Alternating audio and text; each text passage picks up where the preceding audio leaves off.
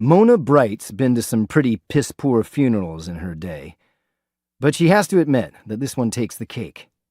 It even beats her cousin's funeral in Kentucky when the grave was hand-dug in a tiny church graveyard. That was a pretty medieval affair, she knows, but at least then the gravediggers were all family members, and they treated the ceremony with a little dignity. Here, in this miserable potter's field, in the middle of nowhere, there is no one to attend but her and the gravedigger, a local contractor with a backhoe, who currently has his rattling old vehicle parked just beside the open grave. He hasn't even turned it off. He just has it idling. He sits on the footstep, and when he isn't wiping his face clean of sweat, he's eye-fucking her something fierce.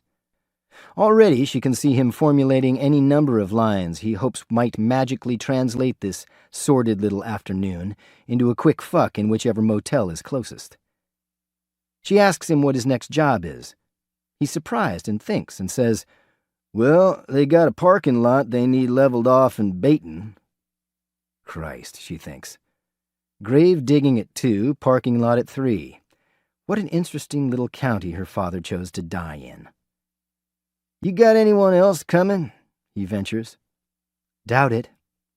"Well, you want to go ahead and get on with the show?" "There isn't any minister coming or anything?" "I believe you have to schedule him." "So it isn't an automatic civil service or whatever?" she asks, and laughs morosely. "I thought this was God's country."